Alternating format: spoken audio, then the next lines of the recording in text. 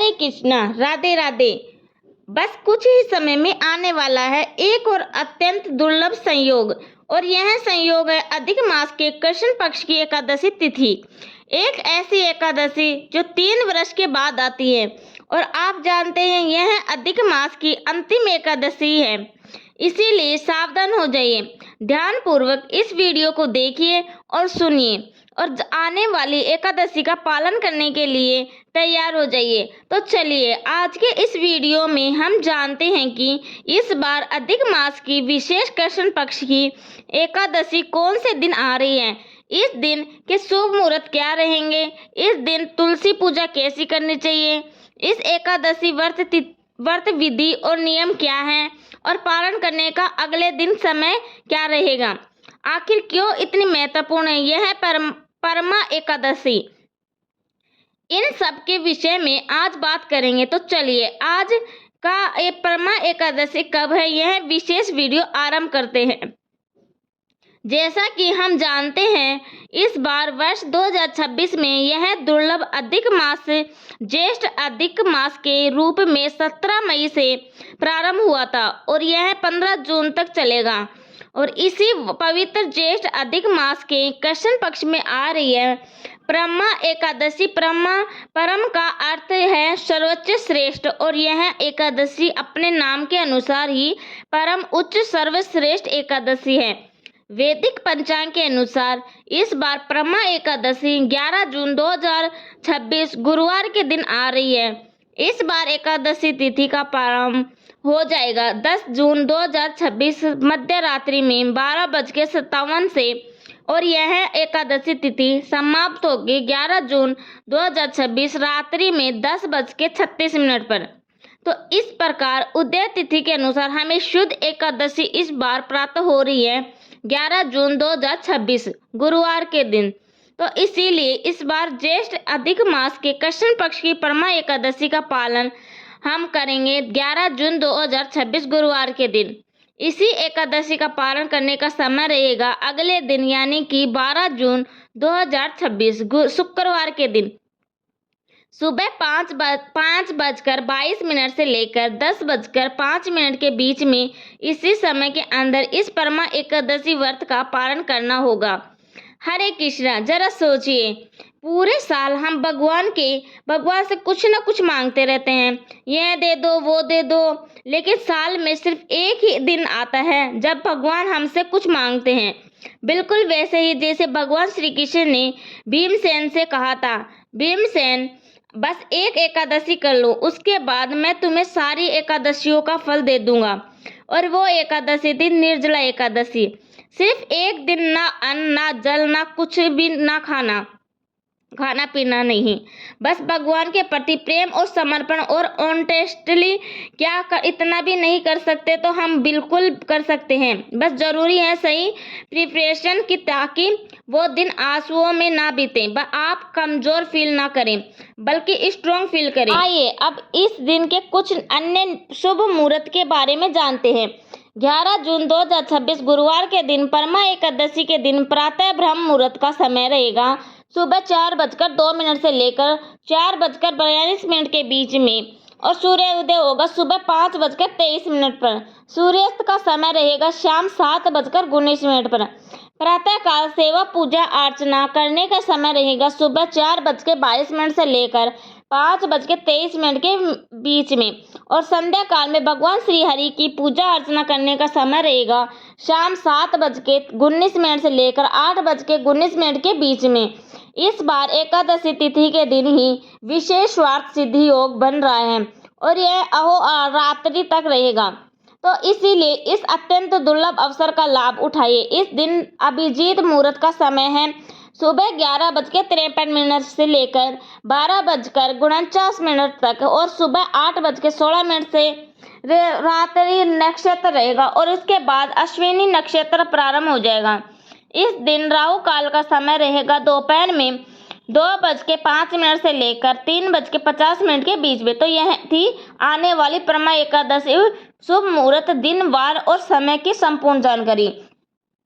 इस बार एकादशी तिथि के अगले दिन ही अधिक मास का प्रदोष व्रत भी आ रहा है, तो इस बार प्रदोष व्रत शुक्र प्रदोष को, जो कि ज्येष्ठ मास के कृष्ण पक्ष की त्रयोदशी के दिन मनाया जाएगा। इस प्रदोष व्रत के ज्येष्ठ मास के कृष्ण पक्ष की त्रयोदशी तिथि का आरंभ होगा 12 जून 2026 को शाम 7:36 पर और यह तिथि समाप्त होगी अगले दिन यानी 13 जून 2026 शाम 4:07 पर। और क्योंकि हमें 12 जून 2026 के दिन ही प्रदोष काल की पूजा मुहूर्त प्राप्त हो रहा है, इसीलिए 12 जून 2026 को इस शुक्र प्रदोष व्रत का रखा जाएगा। और इस दिन प्रदोष की पूजा का समय रहेगा शाम को 7:36 के और लेकर 9:20 के बीच में। तो कई भक्त को एकादशी व्रत का पालन भी कर रहे हैं और प्रदोष व्रत भी रखने वाले हैं, उन्हें ध्यानपूर्वक एकादशी व्रत का निर्धारित समय के अंदर पारण करना चाहिए। और यह पारण करते हुए आप भगवान विष्णु और भगवान शिव से प्रार्थना करके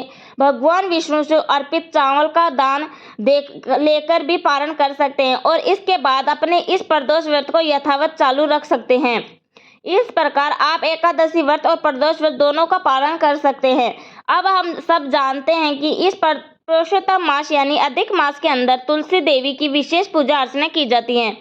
तुलसी देवी भक्ति प्रदायिनी बताई जाती है। वे भगवान की शुद्ध भक्त हैं और हमें उनकी भक्ति प्रदान करने वाली देवी है। हमारे आचार्य गण बताते हैं कि सिर्फ और सिर्फ तुलसी महारानी ही ऐसी है जो इस भौतिक संसार में भी रहती है और गोलोक वृंदावन में भी रहती है। तो इसीलिए वे भगवान की प्रत्यक्ष प्रतिनिधि है जिनका हम प्रतिदिन दर्शन कर सकते हैं और विशेषकर इस अधिक मास के अंदर तो उसकी अधिक से अधिक सेवा पूजा अर्चना करनी चाहिए। उन्हें भगवान श्री विष्णु की सबसे प्रिय माना गया है। पद्म पुराण में कहा गया है कि जहाँ तुलसी देवी का वास होता है वहाँ स्वयं भगवान नारायण निवास करते हैं। जब पुरुषोत्तम मास यानी कि भगवान के इस प्रिय मास के अंदर तुलसी देवी की सेवा की जाए तो उससे भक्ति 2 गुनी नहीं अनंत गुना अधिक बढ़ जाती है। और इसीलिए शास्त्रों में पुरुषोत्तम मास के अंदर प्रतिदिन तुलसी पूजन करने का विशेष विधान बताया गया है। तो इसीलिए इस एकादशी के ऊपर भी विशेष रूप से तुलसी सेवा और पूजन अवश्य करना चाहिए। प्रातः काल में तुलसी देवी की सेवा पूजा अर्चना करते हुए सबसे पहले उन्हें आवश्यकता अनुसार जल प्रदान करें, उसके बाद उसकी आरती करें, उन्हें धूप दीप पुष्प इत्यादि अर्पित करें। तुलसी देवी का प्रमाण मंत्र बोलकर उन्हें प्रणाम करें और फिर उनकी कम से कम 3 बार या 4 बार प्रदक्षिणा करें और फिर उन्हीं के सामने बैठकर हरे कृष्ण महामंत्र यानी कि हरे कृष्ण कृष्ण कृष्ण हरे हरे राम राम राम राम हरे हरे इस महामंत्र का जाप करना चाहिए। पुरुषोत्तम मास के अंदर तुलसी देवी के सामने बैठकर किया गया जप आपके आध्यात्मिक साधना को और भक्ति को और ज्यादा दृढ़भूत करता है। और हो सकता है आपने कुछ यूट्यूब चैनल के अंदर में या फिर आसपास से कहीं से सुना हो कि एकादशी के दिन तुलसी में जल नहीं डाल सकते, तुलसी पत्ते नहीं तोड़ सकते। तो देखिए, सारे फैलाए गए भ्रम हैं। ऐसा कोई नियम हमारे शास्त्रों में नहीं है। इस नियम गर्मी का समय चल रहा है, भीषण गर्मी पड़ रही है और कई स्थानों पर धूप अत्यंत तेज होती है। ऐसे में अब बिना जल दिए तुलसी महारानी को सूखा नहीं रख सकते। इसीलिए चाहे एकादशी हो, द्वादशी हो या रविवार हो या शनिवार हो, सभी दिन आप तुलसी में जल डाल सकते हैं। ऐसे मिथ्या लोगों की बातों में ना आए और शास्त्रों के प्रमाणों में पर विश्वास रखें। तो इसीलिए एकादशी के दिन भी आप तुलसी में जल डाल सकते हैं, जितनी भी उनको आवश्यकता हो। संध्या काल में तुलसी जी के पास घी का दीपक प्रज्वलित करना अत्यंत शुभ माना जाता है। जैसे पुरुषोत्तम मास में संध्या काल में प्रतिदिन दीप दान किया जाता है, उसी प्रकार तुलसी देवी के सामने भी घी का दीपक अर्पण करना होता है। विशेषकर इस मास के अंदर तुलसी देवी के साथ अगर शालिग्राम जी की भी संयुक्त पूजा की जाए तो भगवान विष्णु अत्यंत प्रसन्न होते हैं। ऐसा करने से पारिवारिक जीवन में सुख शांति और मधुरता आती है, हर प्रकार के कष्ट दूर होते हैं और समस्त पापों का नाश होता है।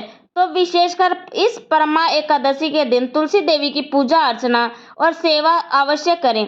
भगवान को तुलसी पत्र अर्पित कर सकते हैं।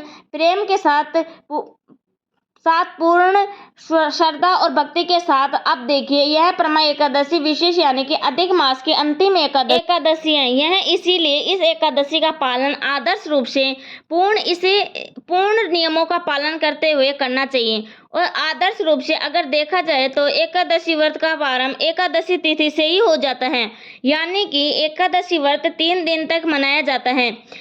दशमी, एकादशी और द्वादशी। दशमी के दिन सात्विक आहार लेना चाहिए, अपनी इंद्रियों पर संयम रखते हुए ब्रह्मचर्य व्रत पालन करते हुए रात्रि में जल्दी विश्राम करना चाहिए, भूमि पर शयन करना चाहिए, अपने मन, वाणी, जीवा इन सब पर नियंत्रण रखते हुए परम भगवान श्री हरि का स्मरण करते हुए शयन करना चाहिए और फिर अगले दिन प्रातः काल में ब्रह्म मुहूर्त में उठकर पवित्र नदियों में स्नान करना चाहिए। अगर यह संभव हो तो आपने अपने स्नान के जल में गंगा जल मिलाकर स्नान करना चाहिए, लेकिन इस दिन प्रातःकालीन स्नान अत्यंत महत्वपूर्ण बताया जाता है।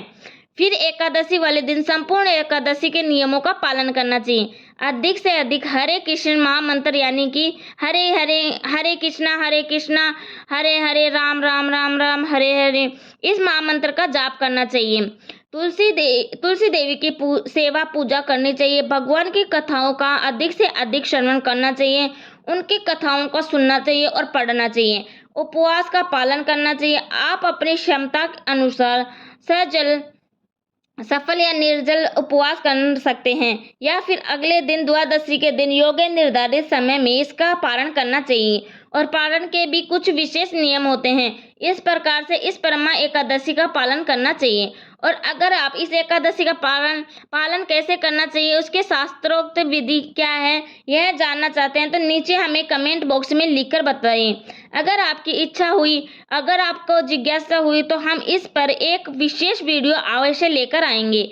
अब तक के लिए इस आने वाली परमा एकादशी के विषय में यह जो वीडियो है उसे अधिक से अधिक लोगों तक पहुंचा दीजिए, उसे शेयर कीजिए, क्योंकि यह अधिक मास की आखिरी एकादशी है और यह अत्यंत दुर्लभ सहयोग और लेकर आ रही है, तो इसका पालन प्रत्येक मनुष्य को करना चाहिए। स्वयं भी जितनी क्षमता और सामर्थ्य है उस अनुसार करना चाहिए। और अगर आप पहली बार इस चैनल पर आए हैं तो आपके अपने चैनल अंजलि कुमावत 7 को सब्सक्राइब करके जरूर रख लीजिए, क्योंकि यहीं पर आपको मिलेगी शास्त्रों, वेदों और पुराणों से ली गई प्रमाणभूत जानकारी बिना किसी मिलावट के। और हम आपसे मिलेंगे इसी परमा एकादशी की और एक महत्वपूर्ण जानकारी और पौराणिक कथाओं के साथ बहुत जल्द आपके अपने चैनल अंजलि कुमावत पर। हरे कृष्णा, राधे राधे।